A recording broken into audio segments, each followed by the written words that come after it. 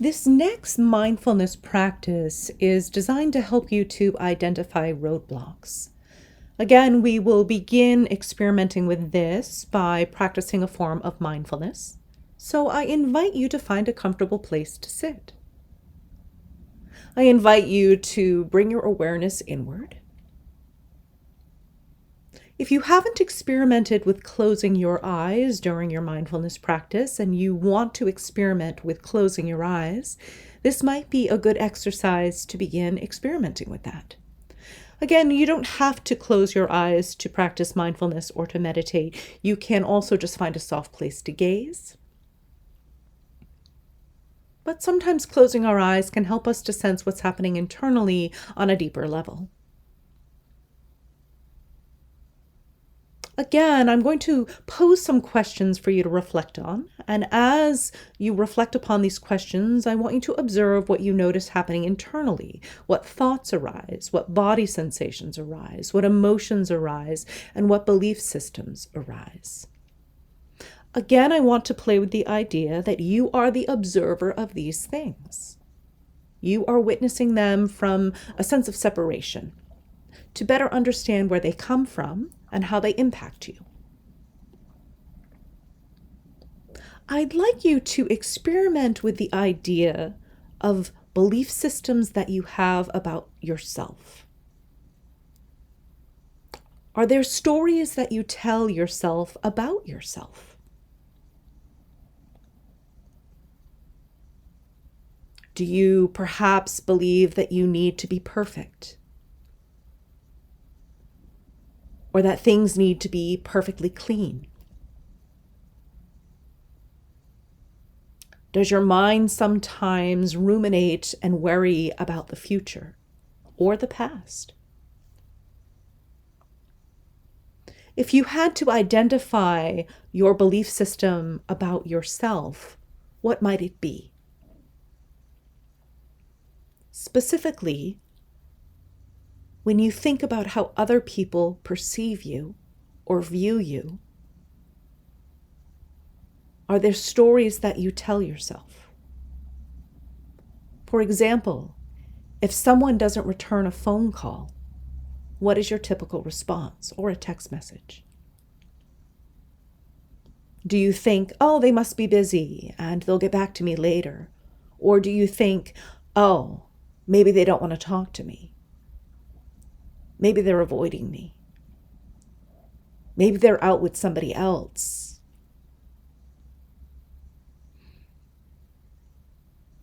When you reflect upon your relationship with your parents, are there any stories that arise, any belief systems, emotions, thoughts? When you reflect upon your childhood, what arises? Now I want you to reflect upon how you view others. Do you have any belief systems where perhaps you judge how others look? Or perhaps you have some belief systems that judge how others should or should not behave. Do you have any belief systems that lead you to think that you are better than others? When you get into conversations with individuals other than yourself and you have a difference of opinion, do you buckle down and believe that yours is the right one and theirs is the wrong one? Or are you curious and open to understanding their perspective and maybe being open to learning and growing something different than your own perspective?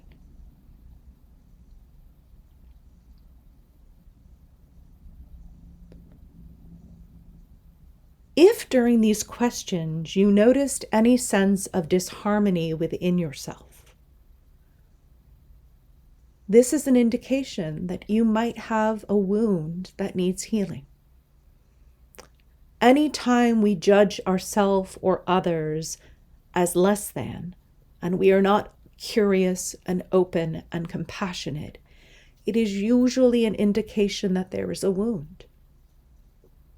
It is usually an indication that we are not connected to our inner compass. What arises inside of you when I reflect this perspective? That sometimes we have belief systems that might be valid belief systems, but they might lead us to judge others in a way that causes them harm. Or we might judge ourselves in a way that causes us harm. How is it to reflect that some of your belief systems might lead you to harm yourself or others, whether intentionally or unintentionally? I really want to normalize this and say we all have belief systems that lead us to do this. This is part of the human experience. It's part of what creates cultures. It's part of what creates communities. So I'm not saying that this is right or wrong. I'm just saying it's an indication that we're not being open to truly experiencing someone's inner divinity. Instead, we're seeing that their inner divinity should be expressed the way we believe it should be expressed.